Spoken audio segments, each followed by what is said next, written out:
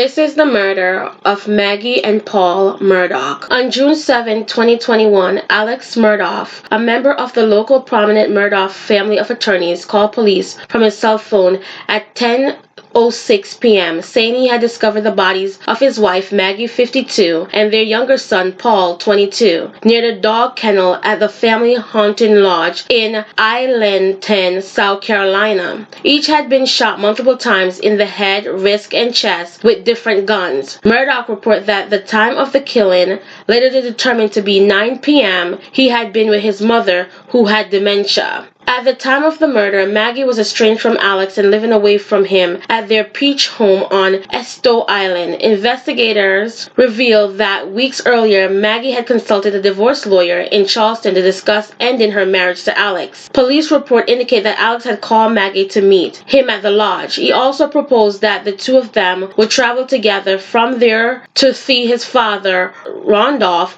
who was terminally ill. Maggie did not want to go to the lodge and suggested they meet at a public place. Maggie texted a friend saying Alex sounded fishy and was up to something. Nevertheless, at Alex's insistence, she drove to the lodge. After parking her car at the house, she walked the dog kennel, where she found her son Paul. This was where Maggie and Paul Murdaugh bodies were later found. In October 2021, it was revealed that South Carolina Law Enforcement Division had regarded Alex as a person of interest in the homicide since the start of the investigation. The investigation had been heavily criticized. The crime scene was spoiled by rain, and the police reportedly failed to collect DNA evidence and allow family members and friends to walk through the scene. The murder of Paul and Maggie Murdaugh seemed very suspicious and strange from the very beginning, but the police started to focus more and more on Alex. One day while driving, Alex's vehicle had a flat tire. He reportedly stopped to change his tire when a man encountered him and shot him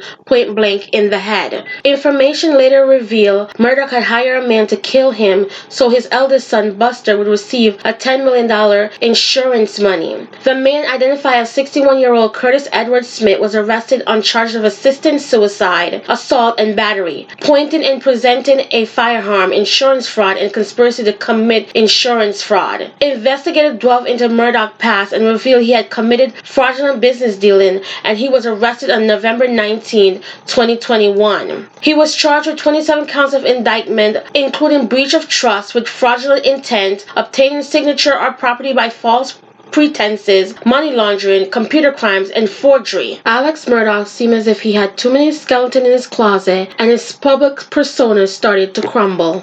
Investigators took a look back on the incriminating evidence on Paul Murdaugh's cell phone, capturing the footage of his father talking in the background. It would be this incriminated footage that would ultimately convict Alex Murdaugh of the double murder of his wife, Maggie, and his son Paul Murdaugh. What would cause a man from a prominent South Carolina family to kill his wife and son in such a cold-blooded and heartless manner? Well, part of the reason may be that Alex had a drug addiction to opioid, and that his son Paul had discovered his addiction and his massive use of drugs and confronted him about it. It is alleged that Alex spent thousands of dollars a week feeding his drug habits. He also stole from his family law firm millions of dollars over the years, and perhaps the killing of Maggie and Paul will slightly cover up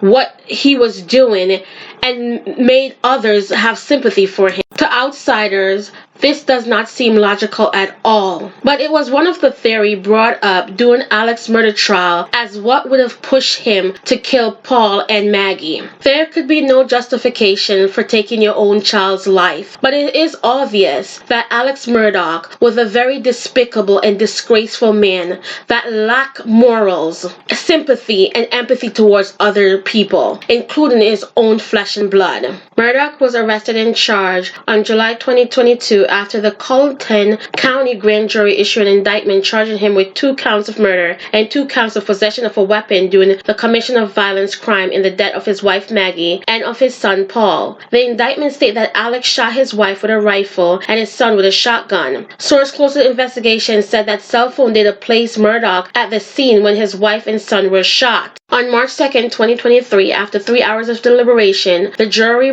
found Murdaugh guilty of 2 counts of murder and 2 counts of possession of a weapon during a violent crime. Because of the intense public interest in the case, the verdict was transmitted live across the United States on major broadcast and cable news networks. After the verdict was read, Judge Newman denied a motion from the defense for a mistrial by saying the evidence of guilt is overwhelming. He told the jurors the circumstantial evidence, direct evidence, all of the evidence pointed to one conclusion, and that the conclusion that you all reach. Newman later added that the jury had come to a proper conclusion as they saw the law and fact. Murdaugh was sentenced to 2 consecutive life sentences without the possibility of parole on March 3, 2023 at 10 a.m. After his sentences, Murdaugh was taken to the Kirkland Correctional Institution in northwestern Columbia, South Carolina, where he was to be evaluated for about 45 days to determine which maximum security prison he would be sent to. My prayers and condolences goes out to all the families connected to this case. May Paul and Maggie continue to rest in peace. Until next time on the Meaningful Talk Crime Docs, don't forget to like, share, and subscribe, and I will catch up with you later in the comment section.